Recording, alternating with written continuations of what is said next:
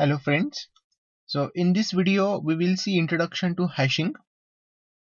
So basically first of all, what is hashing? We'll see the definition of hashing, then the concept of hashing, then we'll see components of hashing, and after that we'll see what is a collision and collision resolution techniques.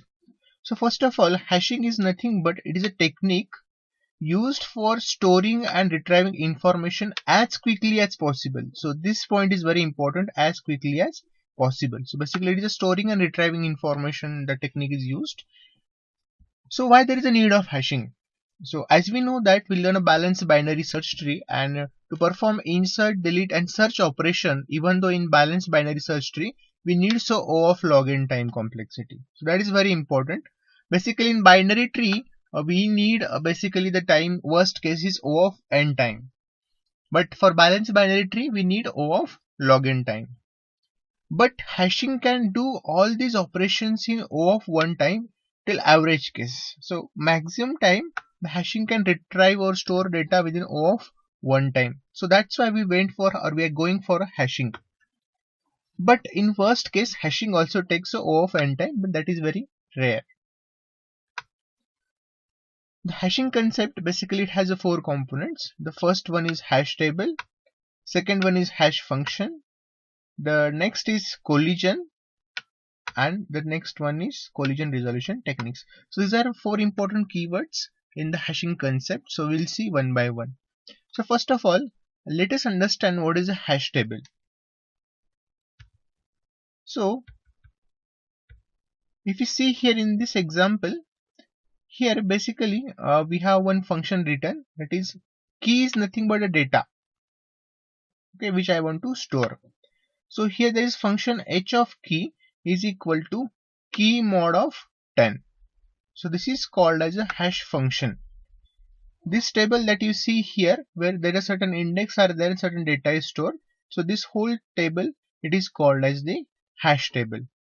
Now let us look at a simple example here. So this is a hash function given as key mod of 10.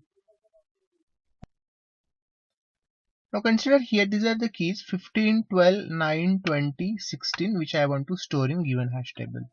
So first of all I will take key 15. My hash function is key mod 10. So 15 mod 10 is 5.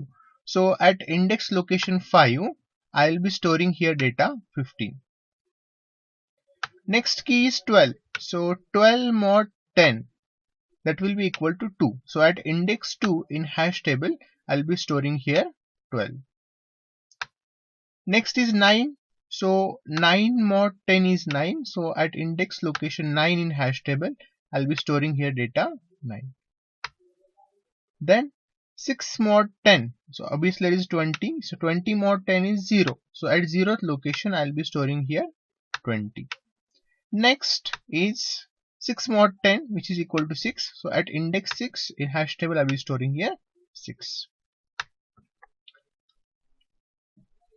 That is 16. So 16 mod 10 is 6. Now next one is 25. So 25 mod 10 is 5. And at 5th index location I will be storing here 5. But now what happened here, at 5th location there is already a data and which is of 15.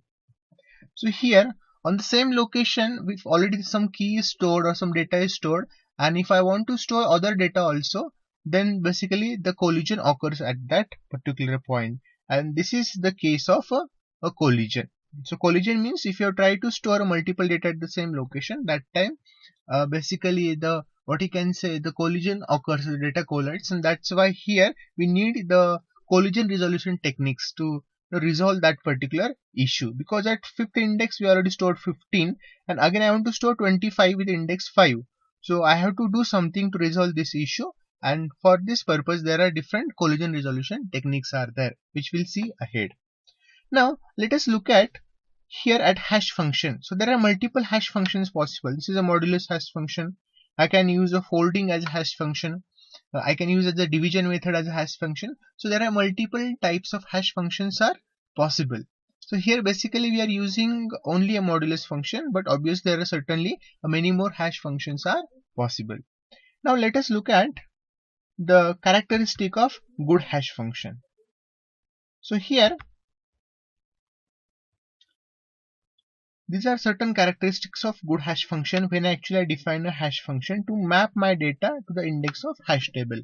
The first thing is that my hash function should be easy and it should quick to compute a particular index. So this is first thing. Second thing, it should minimize a collision. That means it should give a less number of collisions for given data storage. It should distribute key evenly in hash table. So it should not happen that only one place of the particular hash table all the keys have been gathered and the remaining places of a hash table are vacant. So it should have an even distribution of the keys in given hash table.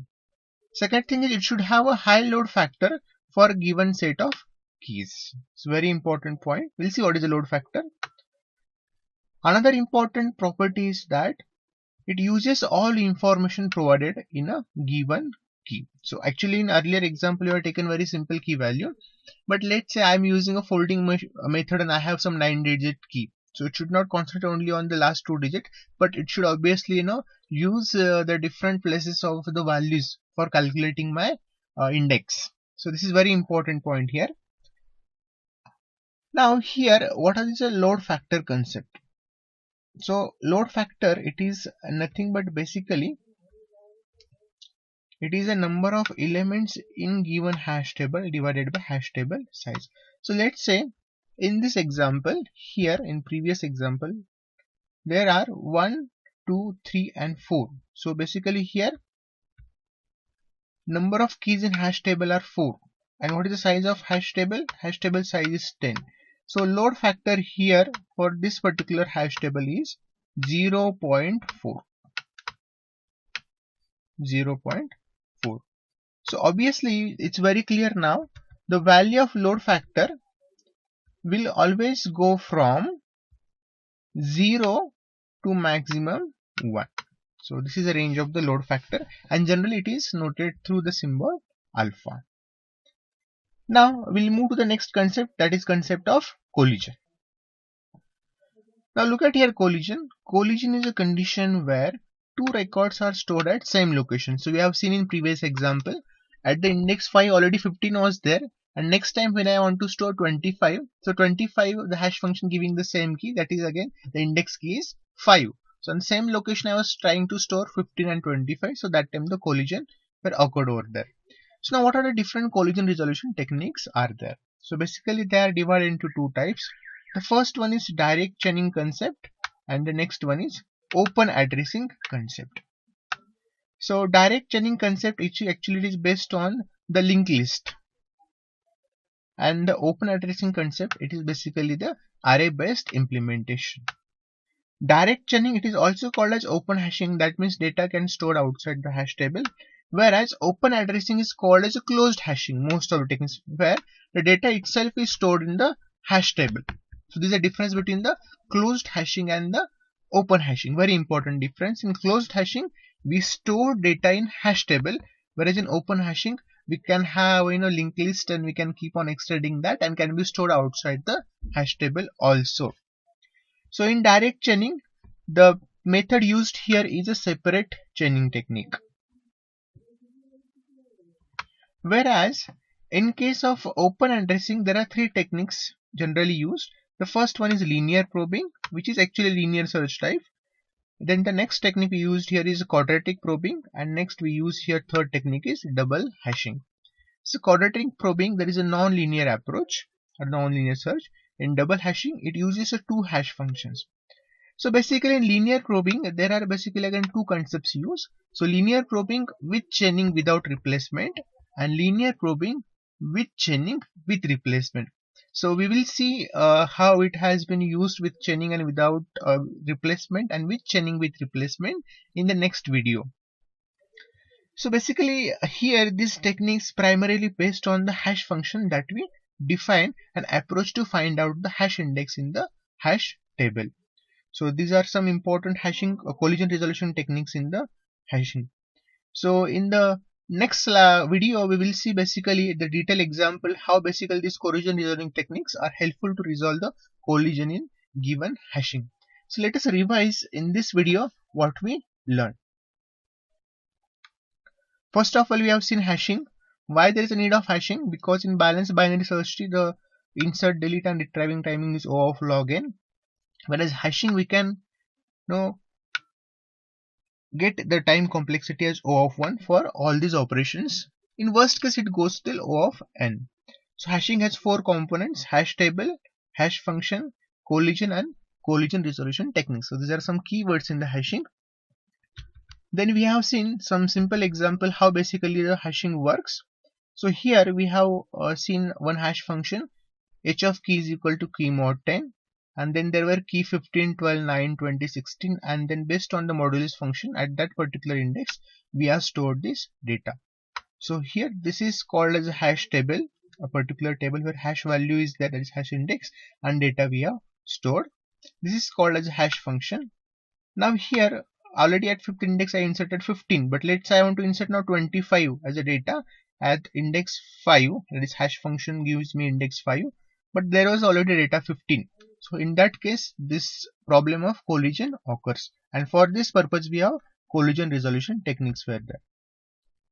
So next, after that we have seen characteristics of good hash function. So good hash function should be easy and quick to compute. It should give a minimum number of collisions.